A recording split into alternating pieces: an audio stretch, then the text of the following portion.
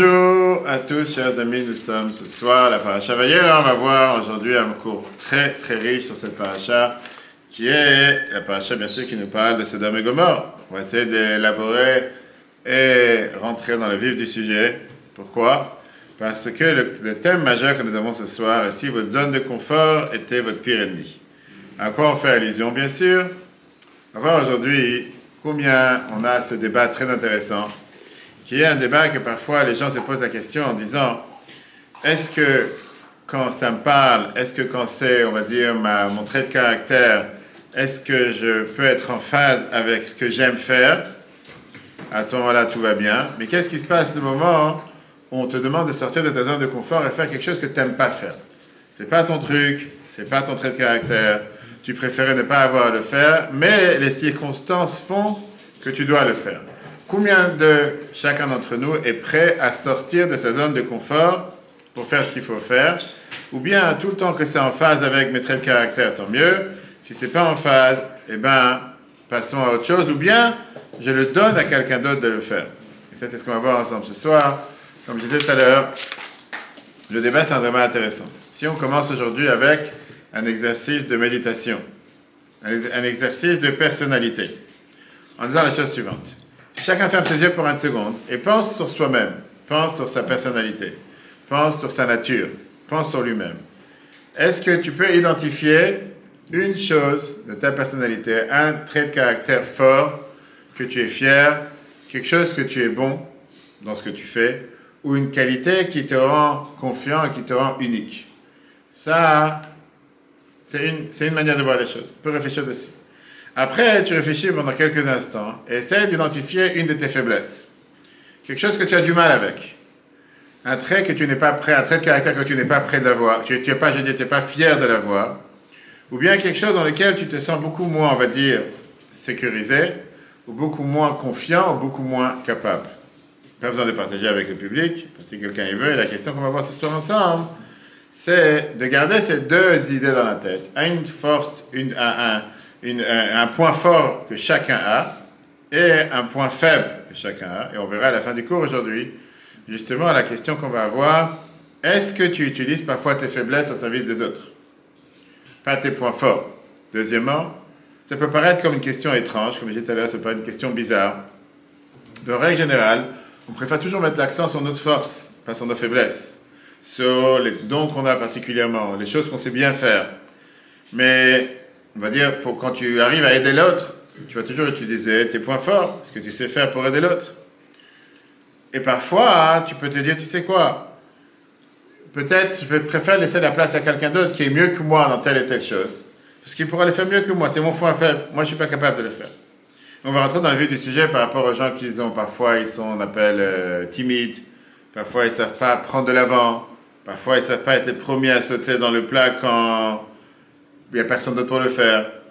Il y a des gens parfois qui préfèrent toujours être en retrait ou se dire bon, c'est pas pour moi, je préfère le mettre de côté, je préfère attendre que quelqu'un d'autre le fasse à ma place. Et c'est ce qu'on va voir ce soir parce qu'on va voir ce débat étrange qu'on a dans la paracha cette semaine avec notre. En fait, si c'est une faiblesse, tu risques au final de ne pas rendre service à l'autre. Si tu justement n'arrives pas à te transcender et à être mieux au final. Tu as raison, mais des fois tu es le seul à être face à l'action et tu es le seul à pouvoir réagir. Alors, ou tu te dis, j'ai cette faiblesse, je ne bouge pas, ou bien tu te dis, puisque Dieu m'a mis face à telle situation, peut-être ça voudrait dire que je dois me lever à la hauteur du moment, je dois sortir de ma zone de confort, même si ça ne me parle pas, même si ce n'est pas ce que j'aurais fait en temps normal, mais maintenant que je suis face à une telle situation, c'est à moi de jouer, c'est à moi d'agir, c'est à moi d'être un acteur, et je ne peux pas me faufiler en disant, c'est pas mon truc, c'est pas mon style, c'est pas ma manière de voir les choses, c'est pas ma manière de faire, et je préfère, tu sais quoi, le laisser pour quelqu'un d'autre. Parce qu'on sait très bien, on a vu ça, on va voir avec Esther, que parfois, si tu te lèves pas à la hauteur du moment, tu risques de parfois perdre ta place. Alors, tu vas dire oui, mais c'était pas mon truc, c'est pas quelque chose que je sais très bien faire. Peu importe, si Dieu t'a mis face à ce défi, peut-être ça voudrait dire que tu dois lui le faire. Et c'est ce qu'on va voir ce soir. Parce que regardons, on va tout, comme d'habitude, Dieu Allah est magnifique, on va voir comment la paracha sur un mot. La paracha commence avec un moment critique dans la vie d'Abraham. Il vient de faire le commandement que Dieu lui a dit de se circoncire et de circoncire sa famille. Il est maintenant assis à la porte de sa tente Et malgré les promesses que Dieu lui a fait à répétition, comme quoi il va avoir des enfants, pour l'instant, il n'a pas d'enfants. Tout ça, ça a changé cette semaine. Donc finalement, 3 anges arrivent, et ces anges, ils arrivent dans la porte d'Abraham sur le chemin d'une mission, la destruction d'Édom et d'Amoram. Et bien sûr, il y avait 3 anges. Pourquoi? Parce que chacun, il est venu avec une autre mission. Un, il est venu pour dire que Sarah, elle aura un enfant cette année au même moment. Un, il est venu pour visiter Abraham. Et un, il est venu pour lui annoncer qu'on va maintenant détruire les villes de Sodome et Gomorrhe. Et la question, elle est-ce que Dieu ne lui a pas déjà dit? Pourquoi Dieu lui a caché jusqu'à présent? Quelle était l'idée de faire comme si c'est un grand secret? Alors regardons le texte numéro 1, Tcheretan, à ton tour, premier verset. Or j'avais dit, cacherai-je à Abraham ce que je m'apprête à faire?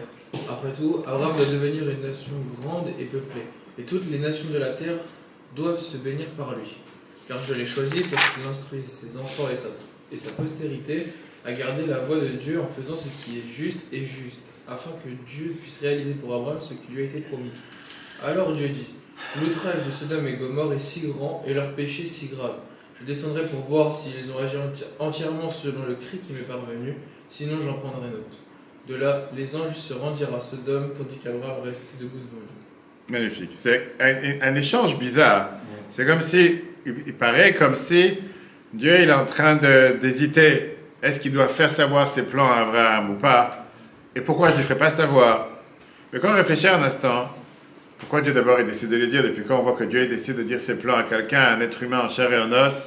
Est-ce que typiquement Dieu a besoin d'informer Abraham tout ce qu'il va faire? Qu'est-ce qu'il planifie de faire ou pas? Il y a quelque chose dans cet épisode qui nous laisse perplexe, qui nous laisse réfléchir, il y a quelque chose qui n'est pas clair. On va mettre cette question de côté pour l'instant et on va voir surtout c'était quoi la réponse d'Abraham. Sa réponse, ça peut être une des réponses les plus dures et parfois peut-être même les réponses tellement non espérées d'Abraham. Et c'est quelque chose qu'on n'a jamais vu qu'Abraham agisse de cette manière jusqu'à présent. Continue, Ethan.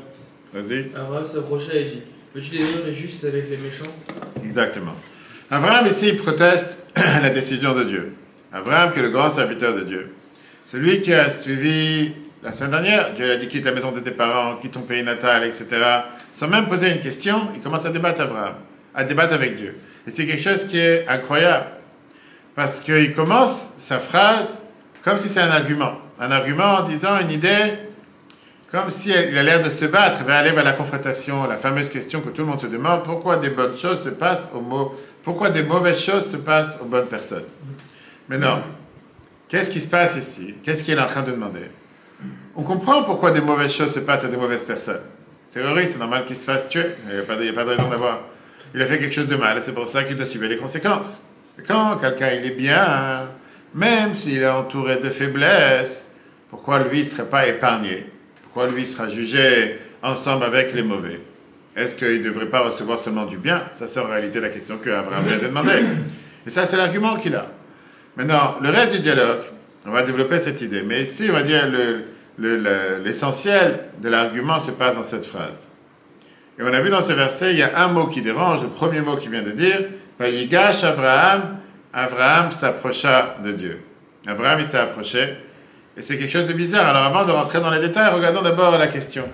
Abraham répond en débattant avec Dieu sur la justesse de la décision que Dieu a prise de détruire Sodome et Gomorrhe. Et regardons comment il va nous dire ça. Dan, voilà le débat, le fameux débat dans lequel il vient et il argumente. Vas-y. Supposons qu'il y ait 50 justes au milieu de la ville. Vas-tu encore le détruire et ne pas supporter l'endroit pour le bien des 50 justes qui s'y trouvent? Ce serait un sacrilège de t'attribuer une telle action, de tuer des justes avec des méchants, en traitant les justes et les méchants de la même manière. Ce serait un sacrilège de te l'attribuer. Le juge de toute la terre ne fera-t-il pas justice? Dieu dit, si à Sodome je trouve 50 justes dans la ville, je supporterai tout le lieu à cause d'eux. Abraham prit la parole et dit, voici j'ai commencé à parler à mon maître, et je ne suis que poussière et cendre. Mais supposons qu'il leur manque 5 des 50 justes. Vas-tu détruire toute la ville à cause de 5? Il dit, je ne détruirai pas même si je trouve 45. La suite de la fin.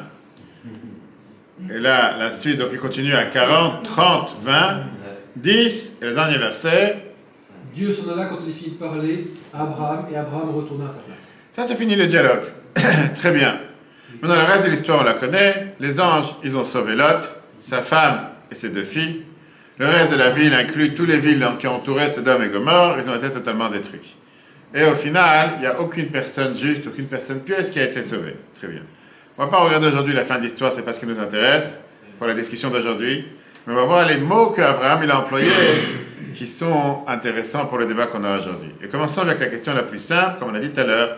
La phrase qu'on a dit au départ, c'est quoi cette phrase que la Torah te dit? Abraham s'est approché. Qu'est-ce que ça veut dire il s'approche? Yigash. On voit ça plusieurs fois dans la Torah.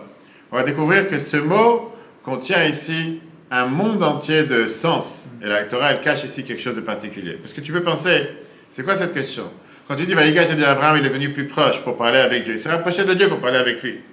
Mais non, pourquoi compliquer quelque chose de simple? Vayigash s'est rapproché pour parler avec la personne. Au lieu de parler à distance, il s'est rapproché pour parler plus proche. Mais quand tu vois le contexte des versets, il est clair qu'on ne peut pas interpréter ce mot de manière littérale. Pourquoi? Parce que, quelle est la signification des mots Abraham s'approcha? Pourquoi le verset ne peut-il pas être compris dans un sens littéral, comme on vient tout de suite voir? Il s'est approché, c'est le sens simple. Et la réponse, elle est, parce que le verset ne peut pas être expliqué de sens simple. Pourquoi? Parce que, regardons ici, le verset lui-même, il dit, comme va dire Laurent, texte numéro 4.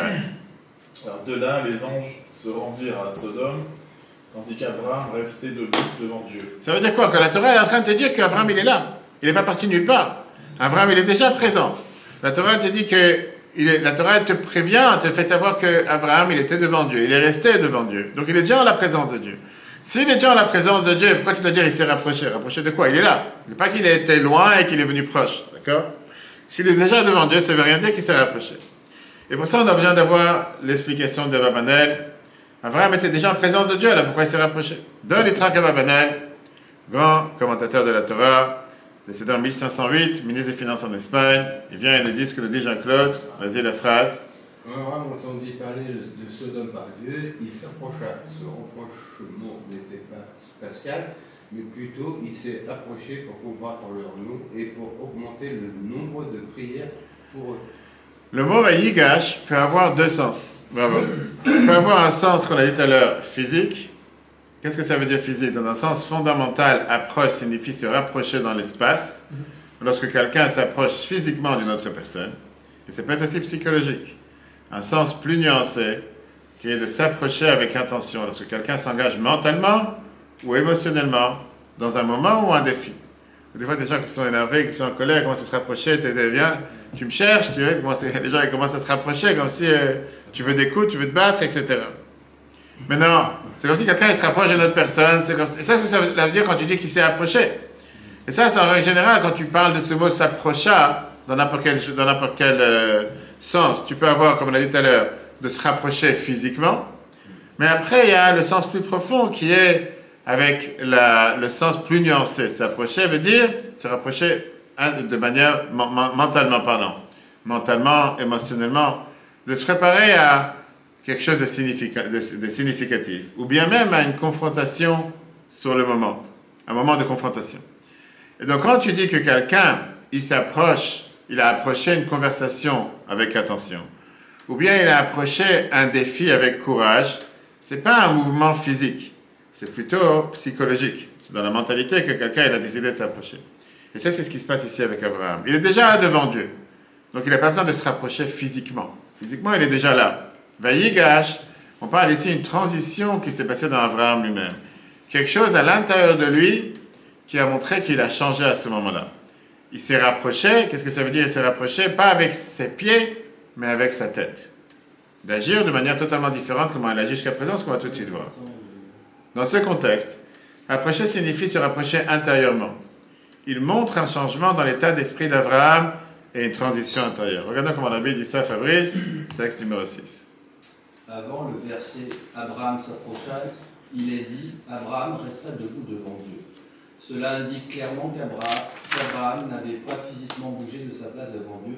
Par conséquent, nous ne pouvons pas interpréter le terme « approcher » dans le sens simple d'un mouvement physique d'un lieu à un autre. Au contraire, nous sommes obligés de dire que approche se réfère ici à un mouvement spirituel qu'Abraham est passé d'un état émotionnel et mental intérieur à un nouvel état.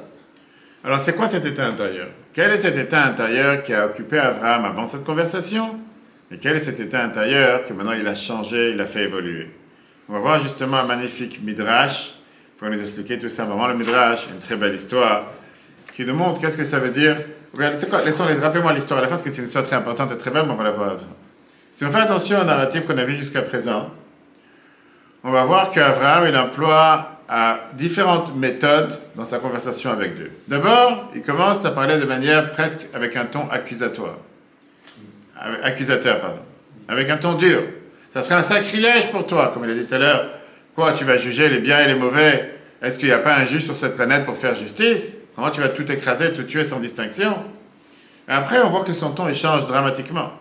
Il dit, je voudrais parler avec Dieu, moi je suis poussière, je suis terre. Et il continue à dire, à plaider sa cause, peut-être il y a 50, peut-être il y a 45, peut-être il y a 40, peut-être il y a 10, etc.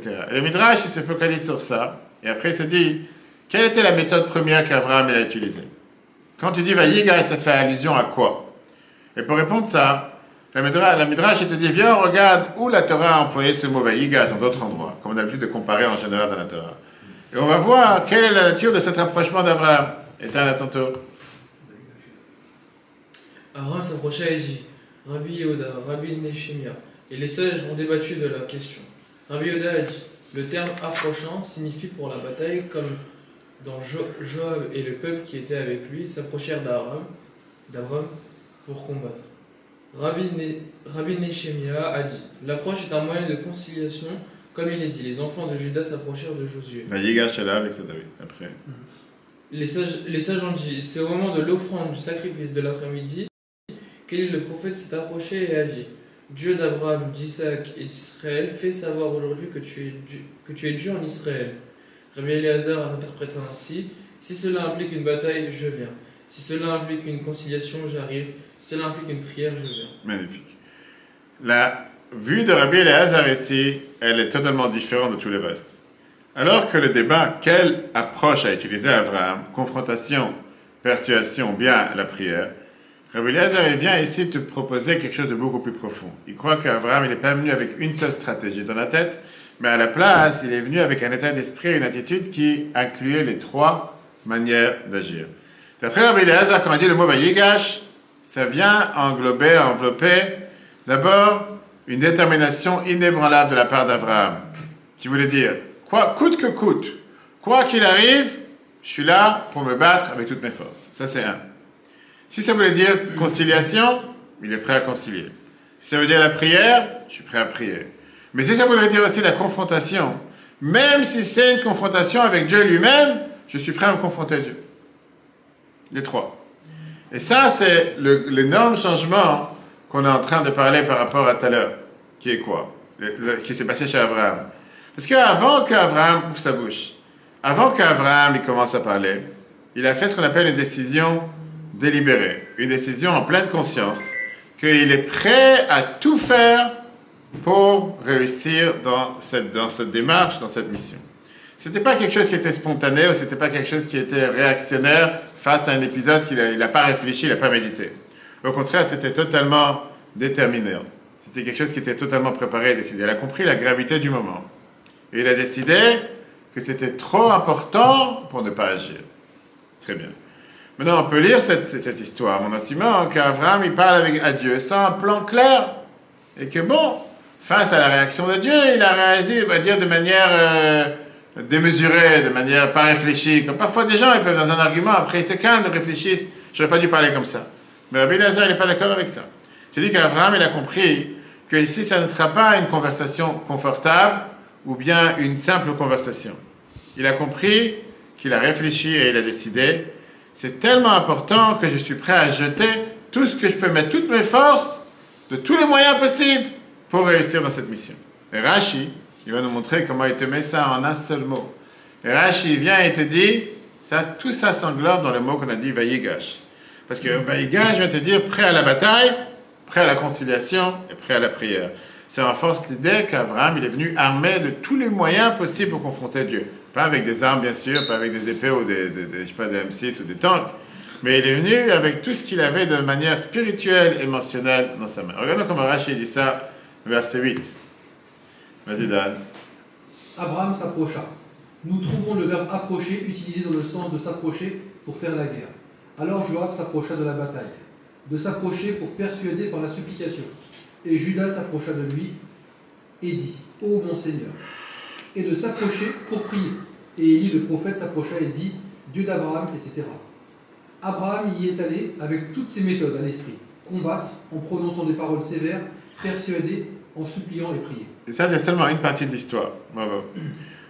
Quand on va découvrir la profondeur mystique de cette approche, on va commencer à comprendre quelle était la profondeur des actions d'Abraham ici. Que sous la surface des mots qu'il a employés, il y a ici quelque chose de beaucoup plus profond. Il y a une confrontation spirituelle, un mouvement qui n'est pas seulement un mouvement du corps ou de parole, mais de son âme qui a changé. Et là, on va apprécier le vrai sacrifice qu'Abraham il a fait. Ce n'était pas juste un état moral ou bien un état émotionnel. C'était un changement par rapport à l'approche notamment d'Abraham. Il était prêt à s'engager de n'importe quel niveau possible, même si ça voulait dire d'agir contrairement à son ADN. Qui veut dire, en choisissant ce mot approcha, Abraham il n'était pas juste en train de se rapprocher proche. Il était en train de montrer comme quoi au plus profond de lui-même, son identité est prête de changer.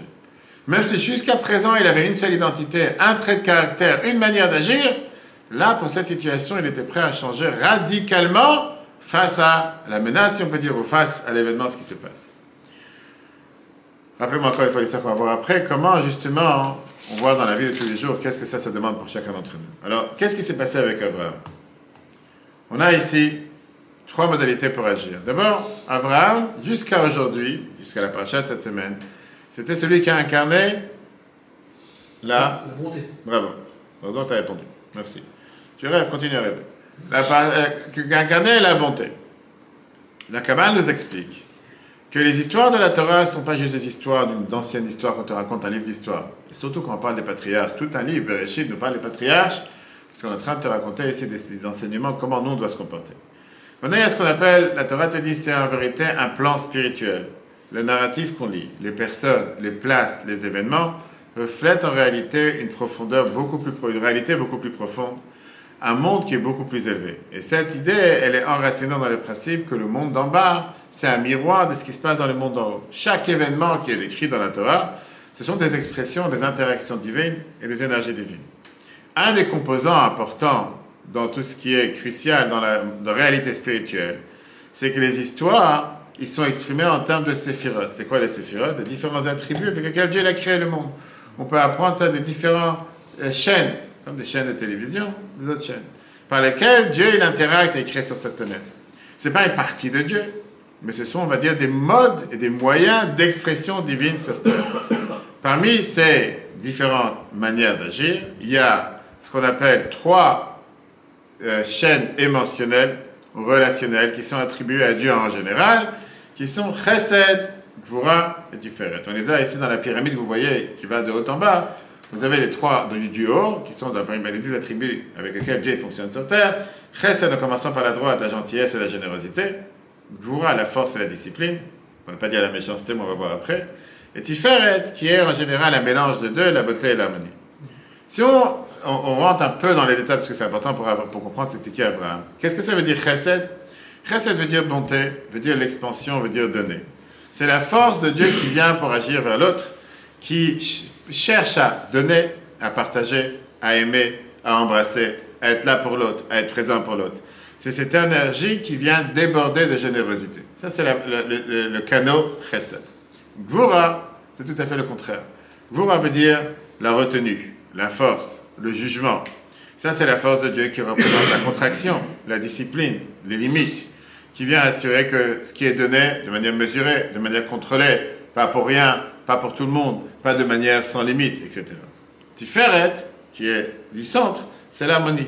L'harmonie, c'est la balance, et ça, c'est ce qui est la beauté. C'est la synthèse entre le chesed et la gvura, c'est ce qui est justement ce chemin du milieu, chemin unifié entre les deux, de mélanger les deux. Le fameux exemple que la Chassidut donne à chaque fois, par exemple, gvura Shem, quand on parle de la pluie, dit que la pluie, Dieu doit mélanger, la pluie c'est chesed, qui est la bonté, mais Dieu est obligé de contrôler et contracter la pluie, parce que s'il va pleuvoir sans limite, tout le temps, n'importe où, n'importe comment, ça va détruire le monde. Et donc tu dois mettre une contraction à la pluie qui représente la bonté, parce que la pluie, enfin, ça amène l'eau pour la nature, etc. Mais tu dois la contracter, et donc ça c'est ce mélange de différents, tu as besoin d'avoir les deux ensemble. Parce que si tu n'as pas la gvura et le chesed, le monde sera inondé, tu ne pourras pas agir. Et ça c'est comme ça dans tout ce qui se passe. Le soleil est la même chose. Il y a le soleil sur la planète, mais il doit avoir un voile. S'il n'y a pas le voile sur le soleil, ça va brûler ce qui se passe sur le... Donc chaque chose, Dieu il agit avec les trois. Très bien. Donc Tiferet, on va dire, reprend le chesed. Ça prend, on va dire, toute cette expansion du chesed, toute cette non-limite du chesed, mais ça prend aussi la retenue de Gvura, qui est la rigueur, et ça les met ensemble, et ça fait en sorte qu'on peut avoir quelque chose de durable, et c'est pour ça qu'en réalité, Tiferet, c'est beaucoup plus vrai, et ça tient beaucoup plus dans la durée. Très bien. Après la Kabbale, les trois patriarches représentent ces trois chaînes, ces trois canaux. Et chacun, on va dire, il a été accordé une de ces attributs divins. Ces attributs, ils ont été la manière par laquelle ils ont perçu Dieu sur terre, par laquelle ils ont dévoilé Dieu sur terre, par laquelle Dieu s'est dévoilé à travers un de ses patriarches. Mais ça ne s'est pas arrêté là, parce que chacun, il avait son attribut particulier, qui exprimait par sa personnalité ses choix et ses actions. Et là, on rentre dans notre ami d'aujourd'hui, qui est Abraham. L'histoire d'Abraham, par exemple, on n'est pas en train de lire une histoire qui s'est passée, bref, une très belle histoire, il a parlé avec Dieu, l'interaction, non. On est en train de parler à un niveau beaucoup plus profond. À un niveau profond, on est en train de parler ici l'attribut de chesed par excellence, l'attribut de bonté par excellence, comment Abraham il agit. Le narratif, maintenant, on va le regarder avec cette énergie divine qui est en train d'interagir sur Terre, s'exprimer sur cette planète. Et quand on va regarder maintenant avec cet œil, comment la Kabbale nous l'explique, comment le Zohar nous l'explique, on va tout de suite voir, on va comprendre quelle était l'interaction ici, quel était ce dialogue qui peut paraître le plus bizarre entre Abraham, qui est celui qui incarne la bonté, et Dieu, par rapport à la destruction de Sodome et Gomorrhe. Regardons maintenant. Chacun des Avot incarnait un attribut divin distinct qu'il exprimait dans sa vie et qui a façonné sa relation avec Dieu et le monde. Et après on verra qu'est-ce que ça attend de chacun d'entre nous. Alors regardons les Zohar. Les Zohar, dans la paracha de Toldot, il vient te dire la phrase suivante. C'est qui est en train de lire toi, Ethan? Vas-y. Alors, chacun des patriarches connaissait Dieu à travers son propre prisme. Abraham l'a connu par le chesed, la bonté, qui est l'attribut de Giloula, la grandeur. Le bras droit du roi, c'est le trait qui a saisi et qui n'a jamais abandonné, qui faisait constamment du bien aux gens, et cela était établi à son sujet, car ses actions s'alignaient sur ce niveau spirituel. Isaac le reconnaît dans l'attribut de la Gévoura, la force, car il est appelé la crainte d'Isaac, et il est toujours resté dans la crainte de lui. Jacob le connaissait à travers l'attribut du Tiferet, la beauté et harmonie, qui est un mélange de Chesed et Pachad, la peur, la force, qui est appelé Emet, vérité. C'est le trait qui a adopté, voici ce qui est écrit, tu donneras la vérité à Jacob.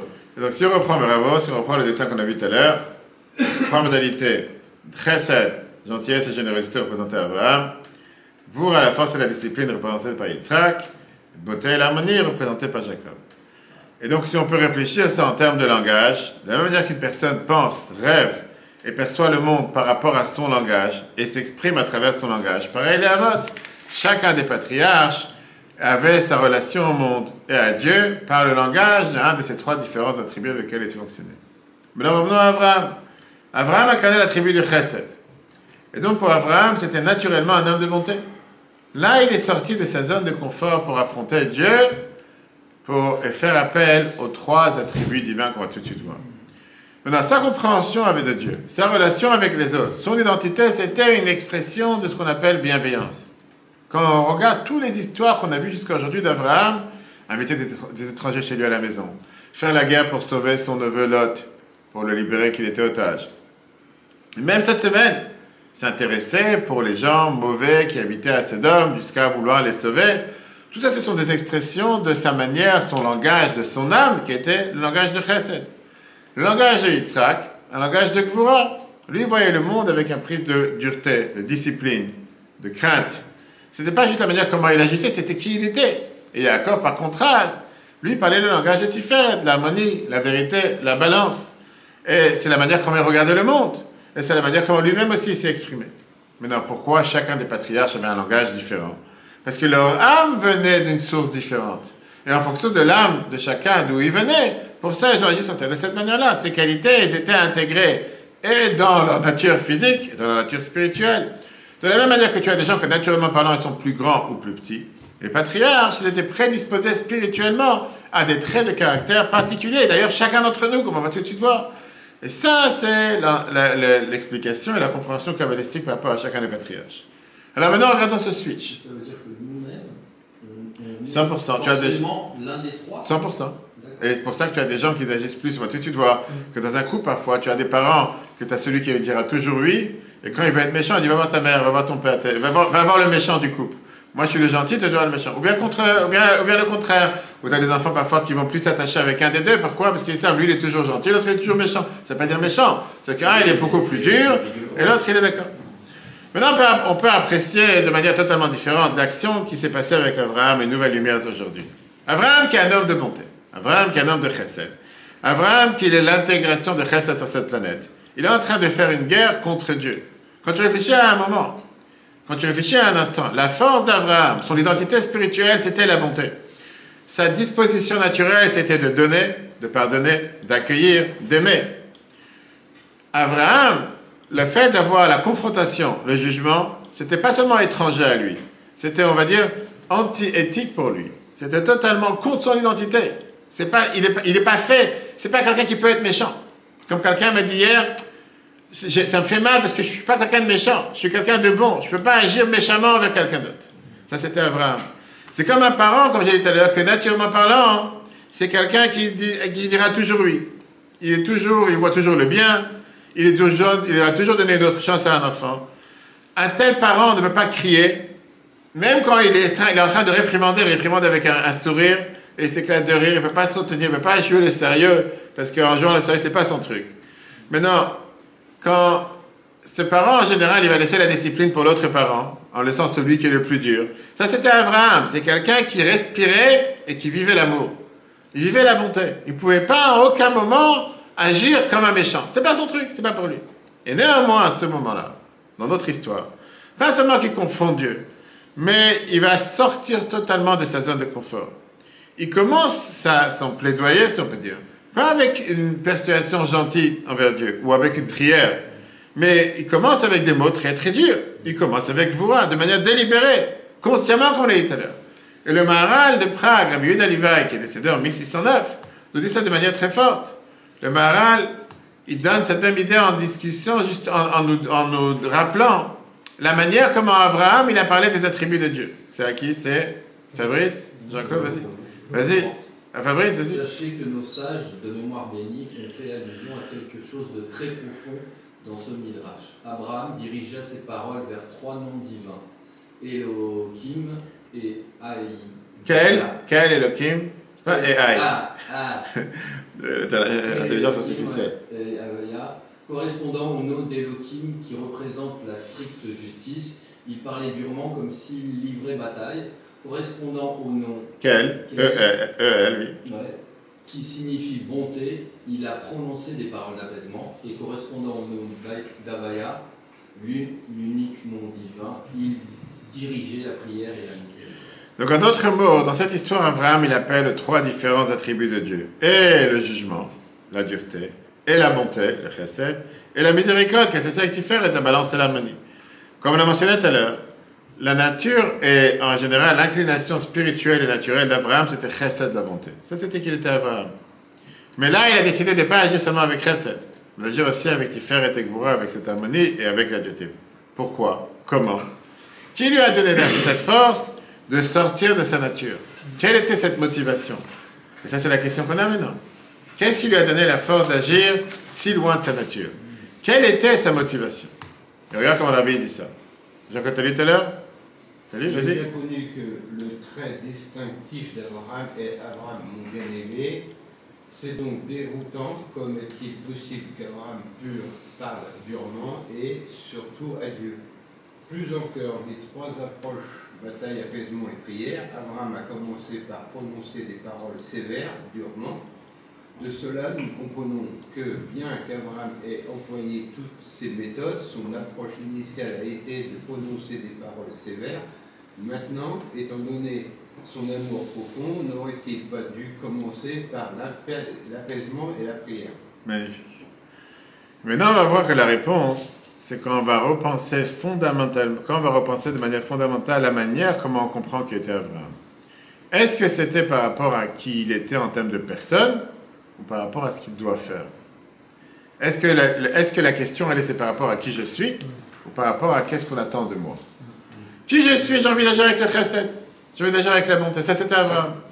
Mais là, il s'est réveillé en sortant de sa zone de confort au moment présent, parce que ce n'était pas par rapport à qui il est, c'est par rapport à ce qu'il doit faire. Et maintenant, je ne peux pas agir en termes de chesed. Maintenant, on est obligé de se battre, jusqu'à même on est allé confronter Dieu avec des mots durs, parce que maintenant, il ne peut pas agir en termes de chesed, il devait changer sa nature. Et donc, si on répond, regardons comment la Bible dit ça dans les chiffres 12. Ethan, et après on va se développer, c'est très très riche. Nous voyons notre aspect profond dans la façon dont notre ancêtre Abraham a agi avec bonté et bonté. Bien sûr, il était guidé par l'intellect et l'intention intérieure profonde dans le but de rapprocher les gens de Dieu. Mais ces actes de bonté et de bonté n'étaient pas seulement le résultat de son bon caractère naturel, plutôt parce que c'était la volonté de Dieu. C'est ce que signifie accomplir vraiment une mitzvah, exclusivement parce que Dieu veut. C'est ainsi qu'Abraham a servi Dieu, même avec son trait de bonté. Tout ce qu'il a fait n'était pas motivé par sa nature intrinsèquement gentille, mais plutôt dans le but d'accomplir la volonté de Dieu. Par conséquent, lorsque l'intention divine particulière du chesed n'était pas applicable, il montrait également les attributs du jugement et de la force. Magnifique. La réponse en un mot, elle est très très riche. C'est pas à propos de toi. Abraham intégrait chesed, la bonté, à tel point que c'est devenu sa nature. Mais c'est pas parce que lui, il a choisi d'agir avec chesed. C'est pas parce que lui, il a choisi d'agir avec bonté, pour ça, il est bon. Ça, c'était... Abraham savait qu'il a un rôle à servir. Et il savait que Dieu voulait que la bonté s'exprime sur cette planète. Et donc, Abraham est devenu cette intégration, il est venu refléter, qu'est-ce que ça veut dire être l'incarnation de la bonté sur cette planète. Très bien. Pas parce qu'il était confortable avec ça, pas parce que ça exprime qui il est, mais parce que c'est ce que Dieu, il attend de lui. D'incarner la bonté sur cette planète. Et donc, lui, c'était un serviteur qui va apporter la volonté de son maître. Mais là, il y a quelque chose qui a changé. Dans cette histoire, Abraham, il est présent face à un moment que la bonté ne peut pas s'exprimer. Et la bonté ne doit pas s'exprimer. Et la seule manière qu'il avait maintenant, c'est de confronter Dieu avec la rigueur, avec jugement, avec dureté. Et c'est ce qu'il a fait. Et là, il s'est transformé. C'est-à-dire que là, il a décidé de sortir de sa nature et de s'attribuer le trait de caractère de Gvura, qui est la rigueur.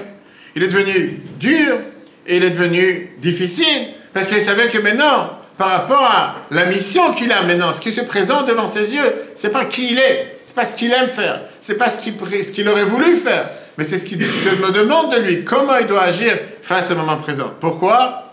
Parce que c'est le moment qui a fait appel à lui d'agir de cette manière-là.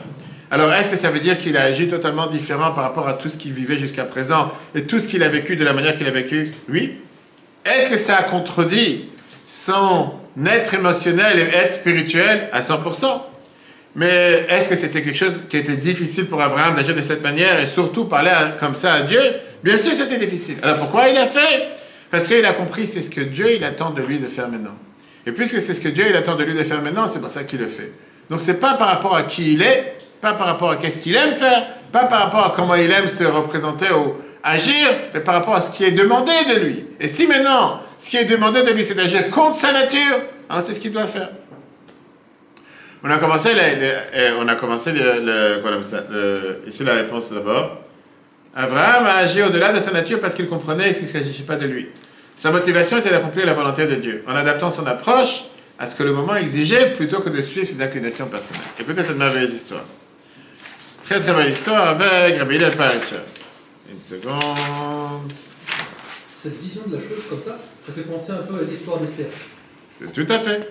Que Mordechai lui a dit, c'est où tu vas t'élever à la hauteur du moment et agir contre ta volonté. Et sinon, c'est pas grave, ne le fais pas. Quelqu'un d'autre te fera à ta place.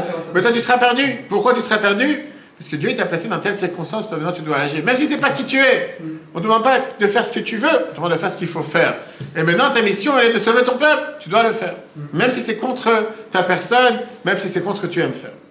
Écoutez cette merveilleuse histoire. Rabbi Hillel Paritcher, c'était un des plus grands chassidim de Chabad. Au temps d'Admo Azaken, il était très connu pour toute sa notoriété dans la Torah et surtout la manière comment il allait toujours en dehors de la règle de l'art. Toujours il allait ce qu'on appelle plus haut que la norme. Il y avait ce qu'on doit faire normalement et après faire les mitzvot de plus belle manière, etc. Et particulièrement, sa manière comme il avait l'habitude de prier, qu'il priait avec intensité, qu'il priait avec ferveur, qu'il avait l'habitude de prier avec beaucoup de chansons, que beaucoup de chansons sont chantées jusqu'à aujourd'hui, des chansons de Rabbi Hillel Paritcher. Le monde était choqué. quand une fois, le plus grand fauteur notoire du quartier ou de la ville est venu le voir dans la synagogue, il s'est approché de lui. Et il a déclaré en public à la synagogue, mais toi et moi, on est exactement les mêmes. Il n'y a aucune différence entre tout ce que tu fais et ce que moi je fais. Les gens n'ont pas compris. Comment savait que c'était le plus grand fauteur notoire du quartier, le plus grand voyou? Comment il peut parler d'une chose pareille? Lui, il était connu pour quelqu'un, cet homme-là, qui se faisait plaisir de n'importe quelle manière possible, qui remplissait ses plaisirs de toutes les manières possibles. C'était un glouton qui il mangeait des délicatesses du matin jusqu'au soir sans limite. Kasher ou non kasher. Il était non fameux par la manière comment il parlait, de manière grossière, son comportement grossier, sa poursuite de toutes les femmes possibles et imaginables. Bref, c'était la personne qui pouvait faire toutes les bêtises sur terre, H24, 7 jours sur 7. En deux mots, c'était, on va dire, l'homme du quartier qui était le Baal Tshuva, qui aussi l'aurait fait Tshuva. Mais c'est quelqu'un qui a été géré par ses propres désirs, ses propres fantasmes, ses propres envies, ses propres plaisirs. Il n'avait aucune retenue sur rien. Et là, il se tient devant Rabbi Leparicher et il dit, tu sais quoi, il n'y a pas de différence entre nous. On est exactement les mêmes. Pourquoi? Il fait, toi, tu as des désirs et des plaisirs, et tu poursuis tes désirs et tes plaisirs. Moi aussi, j'ai mes désirs et mes plaisirs. Et moi, je poursuis mes désirs et mes plaisirs.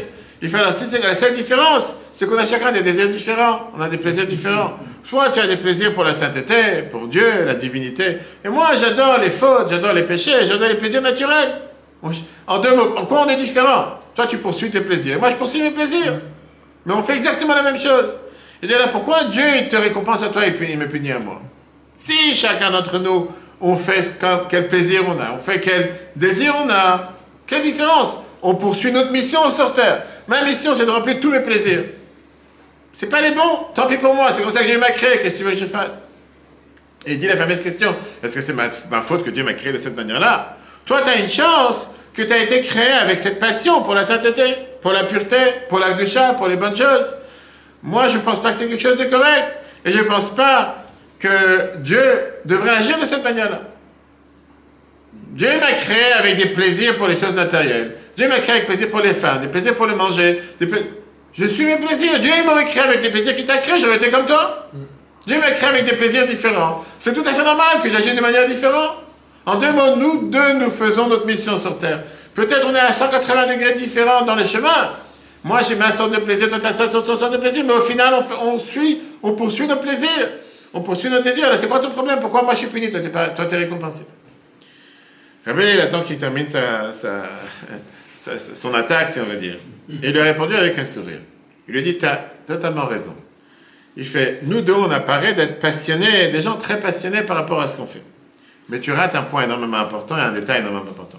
Moi, je ne suis pas né avec un plaisir ou un désir de poursuivre la divinité, de poursuivre la sainteté. C'est pas comme ça que je suis né. Je suis né avec la même âme animale que toi, tu es né. Sans aucune distinction. Avec les mêmes plaisirs et les mêmes désirs de poursuivre les plaisirs du monde. La différence, elle est que j'ai passé des années à travailler, à rediriger ces désirs et ces plaisirs vers la sainteté, vers la doucha. Je les ai transformés. Cette transformation, c'est ce que Dieu récompense. Il fait, c'est pas que j'ai pas eu de plaisir pour les choses matérielles. Je suis aussi né avec un âme animal. Je suis pas né avec un yetzato. Je suis pas né un tzaddik du ventre de ma mère. J'ai fait cet âme animal et cette âme divine. Il fait, mais non, j'ai un plaisir qui cherche seulement les choses saintes, les choses pures, la divinité sur terre. Parce que j'ai changé la nature de mes envies. Mais c'est pas qu'au départ, j'avais pas une telle envie. Ces mots qu'il lui a dit a beaucoup frappé cette personne. Il a beaucoup réfléchi. Et il était vraiment bouleversé parce qu'il pensait, tu vois, tu as des gens qui sont nés avec une nature totalement normale de poursuivre les choses saintes et les choses pures. Et lui, malheureusement, il a été un raté sur terre, il n'est pas né dans la bonne famille, au bon endroit, au bon milieu. Et il s'est rendu compte que c'est pas vrai. Depuis ce jour-là, il a changé, il a changé son comportement à 180 degrés. En se rendant compte qu'on est tous nés les mêmes. On est tous nés une matière non travaillée. Mais à chacun d'entre nous, le devoir et la capacité de travailler sa matière, de changer sa matière. Et ça, c'est ce qui s'est passé ici avec Abraham, qu'on vient de voir. Donc on a commencé, oui, avec la question par rapport à notre faiblesse. La question qu'on a demandé au départ, réfléchir à une qualité que tu as, que tu poursuis, et réfléchir à une faiblesse que tu as. Est-ce qu'on peut transformer la question qu'on a eue au départ, est-ce qu'on peut transformer notre faiblesse pour être au service de quelqu'un d'autre? Et la réponse d'Abraham cette semaine nous a montré que oui. Parce qu'on parlait ici d'un but supérieur, d'être prêt à faire n'importe quelle chose pour un but supérieur, un but plus élevé, même si ça demande de sortir de ma zone de confort. Alors tu as des gens qui aiment te dire, tu sais quoi, mais je suis pas bon dans telle et telle chose. C'est pas mon truc. C'est pas mon style. ça peut être des très bonnes excuses. Mais ça, c'est quand tu parles de la vie en tant que tu regardes qui tu es. Très bien. Mais pas qu'est-ce que Dieu il attend de toi. Parce que Dieu il t'a placé sur cette planète à ce moment précis pour le servir, pour accomplir, pour donner, pour faire ce que Dieu il attend de toi. Et ça veut dire que parfois tu dois sortir de ta zone de confort. Tu dois aller au-delà de ta nature. Pas parce que c'est facile, parce que c'est ça, c'est ce que Dieu il attend de toi. Et de cette perspective-là, c'est totalement normal que parfois on doit sortir de ce qu'on a l'habitude de faire, faire quelque chose qu'on n'a pas l'habitude de faire, faire quelque chose qu'on n'aurait pas envie de faire. C'est tellement plus facile de rester au lit matin, de passer vos prières, de passer pour la synagogue. C'est tellement plus facile de perdre du temps à parler que de prendre une heure de son temps pour apprendre. Mais pas quand tu regardes la perspective de Dieu, si tu es dans une telle situation, ça c'est qui Dieu il attend de toi d'agir à ce moment-là, peu importe si c'est ton style, si c'est ton truc, si c'est ce que tu aimes faire, si c'est ce qui te parle, si c'est ta nature. On ne parle pas maintenant de toi. C'est pas toi qui doit être pris en compte ici. C'est qu'est-ce que Dieu il attend de toi faire. Parce que tu es un envoyé sur terre et tu as été choisi pour remplir cette mission. À ce moment-là, il n'y a pas de ce qu'on appelle de faiblesse ou de force. Il y a toi et ta mission.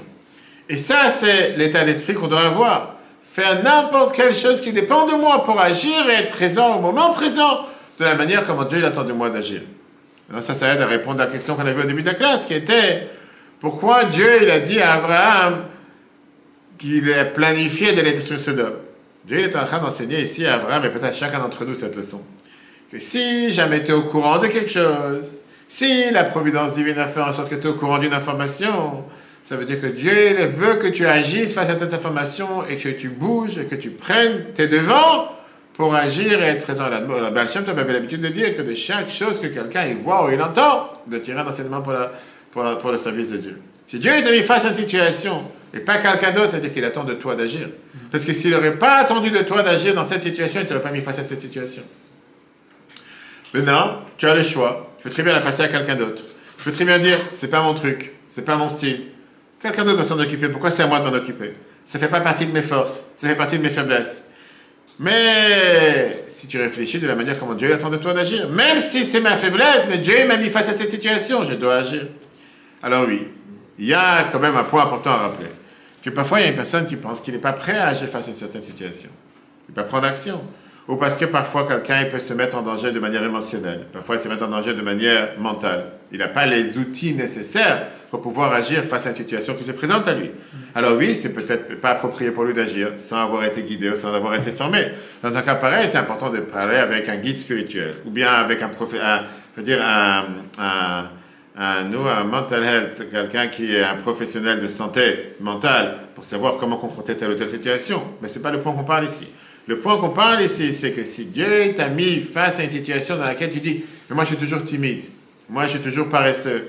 Moi, j'aime pas la confrontation. » Mais il t'a mis face à une situation dans laquelle tu ne peux pas rester insensible. Tu dois te dire « C'est pas parce que c'est pas mon truc, c'est pas mon style, je vais pas agir. » Là, on te demande d'agir. Bouge-toi et agis. Parce que la situation s'est passée devant toi. Et le message, elle est que si Dieu t'a placé de face à une telle situation, il t'a donné les forces d'agir. Et c'est à toi de prendre le devant et d'agir. Comme on l'a dit ça dans le texte numéro 13, c'est à Dan. Cet épisode de la Torah est une instruction puissante pour tous les enfants d'Abraham. Lorsqu'il s'agit de sauver une âme juive, qu'elle soit en danger physique ou spirituel, pour rapprocher le cœur des Juifs de leur Père Céleste, n'hésitez pas, ne calculez pas. Impliquez-vous dans toutes vos forces, même d'une manière qui semble contraire à votre nature. Même si cela implique de parler durement, utilisez tous les moyens disponibles, la bataille, l'apaisement et la prière. Magnifique. Et cette idée, elle n'est pas seulement pour aider les autres. C'est aussi par rapport à la manière comment on doit nous faire face à un problème ou des problèmes que nous avons à l'intérieur de nous-mêmes. Quand une personne, elle se sent parfois perdue, quand une personne se sent accablée, quand une personne se sent émotionnellement pas en bonne santé, c'est toujours plus facile de venir avec une excuse en disant « Je ne suis pas fait pour travailler sur moi, je n'ai pas le courage » ou « Je ne suis pas le type de personne qui peut confronter telle chose ». Spécialement, c'est pas en rapport avec... ça fait pas partie de mes forces. Ça fait pas partie de moi-même. Mais de l'autre côté, dans un moment de crise personnelle, cette logique tombe. Pourquoi? Parce que quand tu es le meilleur de toi-même, que ce soit émotionnellement, mentalement, ta vie spirituelle, tu sais que si tu n'as pas le choix que d'agir, tu seras obligé d'agir. Si tu dois prendre la décision d'agir, tu dois agir. Peu importe si c'est tes compétences, peu importe si c'est ta zone de confort, parce que maintenant tu dois agir, tu ne peux pas rester sans agir. Et tu sais très bien que tu feras n'importe quelle chose qui dépend de toi pour le faire. Même si ça veut dire de rentrer dans un territoire qui n'est pas confortable ou avec lequel tu n'es pas familier. Même si ça veut dire, comme j'ai dit, confronter une partie de toi-même qu'une majorité de ta vie t'a essayé de ne pas aborder. Une majorité de ta vie t'a essayé d'enfuir. Mais face au défi du moment, tu te relèves et tu agis comme Abraham. Parfois, on a le besoin de prendre cette approche, même si c'est quelque chose avec lequel c'est tellement étranger dans la vie de chacun d'entre nous. Pas parce qu'on est bien à agir de cette manière-là, mais parce que c'est ce que le moment nous demande de faire, parce qu'on n'a pas le choix, on doit le faire. Et quand on agit de cette manière, Dieu nous aide à le faire. Abraham montre que les faiblesses personnelles peuvent devenir des forces lorsqu'elles servent à un but plus élevé. Lorsque Dieu nous appelle, nous sommes censés agir au-delà de notre nature, en faisant tout ce qu'il faut pour accomplir notre mission. Alors regardons les résumés d'aujourd'hui. Abraham a débattu avec force de Dieu sa décision de détruire la ville de Sodome. La Torah décrit ses efforts comme une approche indiquant les changements internes qu'Abraham a fait pour adopter cette approche agressive. Abraham était naturellement un homme de bonté. Cette approche conflictuelle allait profondément à l'encontre de sa nature. Il a utilisé cette approche parce qu'il comprenait que même sa propre nature n'était pas à propos de lui, mais plutôt parce que Dieu le souhaitait. Alors, quand le moment l'a exigé, qu'il change de vitesse, c'est ce qu'il a fait.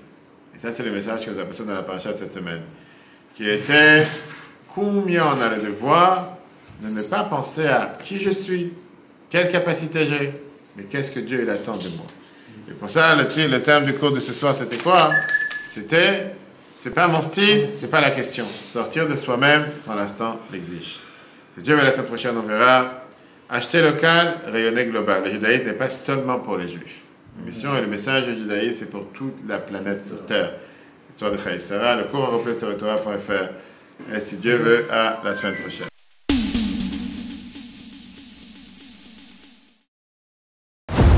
etorah.fr, la Torah en live. Ce cours est proposé par etorah.fr. Pour nous aider à continuer à diffuser les cours de Torah, vous pouvez faire même une petite contribution sur notre site www.etorah.fr dans l'onglet « Faire un don ». Retrouvez-nous aussi sur les réseaux sociaux.